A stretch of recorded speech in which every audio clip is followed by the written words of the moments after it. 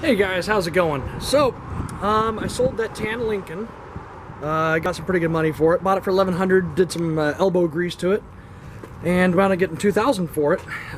So what I'm doing with that $2,000 is I'm building a new rally car. It's an 03 Sentra with a 5-speed. Super clean inside. It needs paint, but it's not terrible. I just got done doing all the main tune-up stuff, oil, spark plugs, etc. So now I'm getting ready to build a skid plate for it. I've got Raceland coilovers on their way here. They should be here in a couple days. I'm gonna see about doing maybe a brake upgrade, maybe using Infinity J30 calipers. So underneath, I'm just looking at building a skid plate out of aluminum and some steel box tubing just to protect everything under here. So, this is the 03 Sentra $2,000 rally car project. Alright guys, so for my skid plate, I'm going from the tow hooks in the frame with 1/2" grade 8 bolts, and I'm going to my lower control arm bolts up there, and I'll just bridge across here. And that'll be the main piece of my skid plate. I cut out the bumper because it's going to come up just a little bit up here and wrap around. It's only going to poke through the bumper about 2 or 3 inches. And this just got delivered to me. It's a nice big piece of aluminum. It's almost $100 right there. Anyways, making some headway. Alright, well that's pretty much most of the frame. I got a couple X's to do in the middle.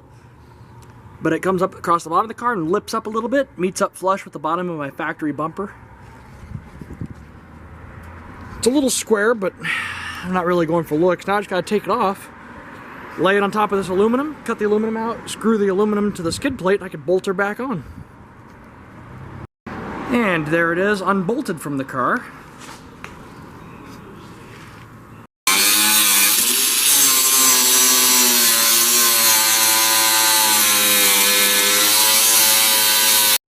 Well, that's why Harbor Freight stuff kind of sucks.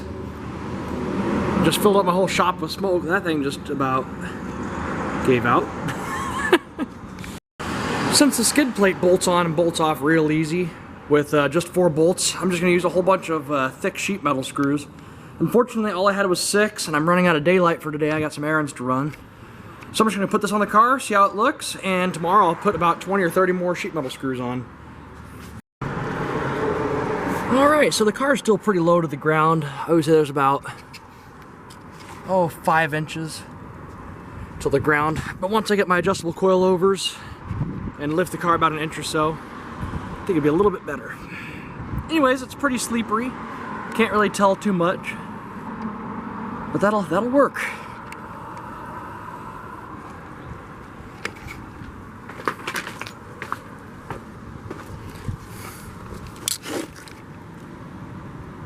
Now, like I said, it needs a lot more sheet metal screws, but looking pretty good. It'll at least protect the oil pan. Alright guys, well today I just got a big box filled with my Raceland coilovers. So we'll see how good they are. They're adjustable, not adjustable dampening, but at least adjustable ride height and preload. Oh boy. So before I get started, I'm just measuring my car at all 4 corners. Right here I have 25 and just under a half.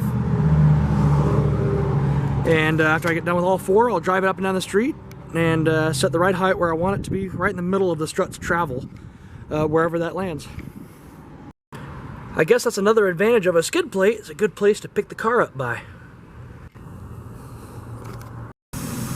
So in case you guys haven't done struts before, they're real easy. As you'll notice, I have this top piece here. Well, I still need to use the spring hat, which is under those 3 bolts, and it's way up there. I have to reuse that piece, and all it is just 2 big bolts holding onto the knuckle and that little clip for the brake line.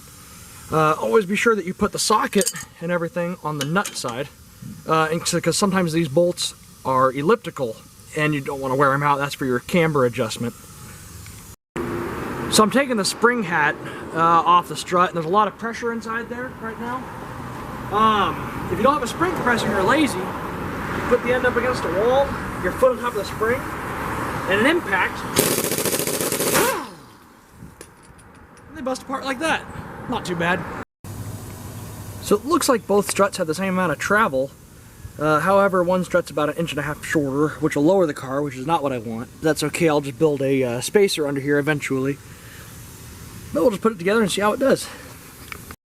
While I'm here, I'm going to go ahead and disconnect my sway bar too. I'm going to leave it in the car, but I'm going to disconnect both ends. Okay, so I got my sway bar disconnected and my strut in here. All nice on top. I have here on the bottom. And I have 2 inches of threads showing right here, which I will mimic on the other side just to get me a baseline. So the rear is almost just like the front, except for you just have 1 bolt on the bottom here. And a nut over there. A nut over there. Those studs, I think, are welded into the body. And we just got to take the spring hat off and put it on the new strut. And we'll see how it goes. Alright, well there they are. I set them up at 0 preload. Which in my terms, I don't know if it's right or not to everyone else, but the spring it's almost about ready to start floating as the whole rear suspension's hanging down. And we'll see where that gets me. Well, it took about 1.5 hours. Unfortunately, the car did get lowered, and I really didn't want it to be lowered. But we still have okay ground clearance. Struts are right in the middle of their travel. So I guess at this point I just gotta figure out a time to take it off-road and see how it does. I just hate the fact that it's a little bit lower than it used to be. Well, there's how it sits. I lost about 1.25 inches in the front and about 1.5 inches in the back. But, you know, it looks good. My skid plate's pretty close to the ground, about 3.5 inches. So at some point in the future I will do something to, you know, use these struts but lift the car at least a good 2 inches. Get it to about ride height or a little bit taller than stock ride height. Up next I got some boxes with those chrome KC style lights in them. Those $9 Harbor Freight ones. They work out really good. I just take out the 55 watt bulbs and put 100 watt bulbs inside. So we'll see what it looks like with 3 lights going across it here shortly. So I just started making my light rack for my hood. And the ends of them, I bent this tubing, oops, so that way I can weld this onto here like that. And those studs, well, can't really see here, but that stud will have a sway bar bushing between it and the hood of the car. And in the very front in the middle, I'll have a little adjuster. And there we have one end. I tack welded that washer from the bottom side. Not too bad. Alright, and there's the finished product. I got the little bushings going down to the paint. So when the car does get painted, when you put it back on, all you have is little tiny holes and no big scratches elsewhere. It's a little bit big. I went with a flat black just because I don't know what color scheme I'm going to go with the car yet, so I just wanted to keep something, keep it from rusting. So, I gotta mount my lights and wire them, which I'll do that tomorrow. Otherwise, it's, well, it's a light rack. Alright guys, well I mounted the lights this morning. Still gotta wire them up, which I'll be doing a relay and a fuse and whatnot, make sure all my wiring is safe. So, there it is.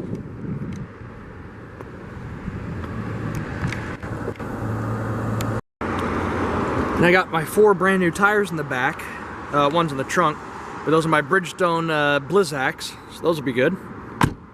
Same as the tire size that I already have right now.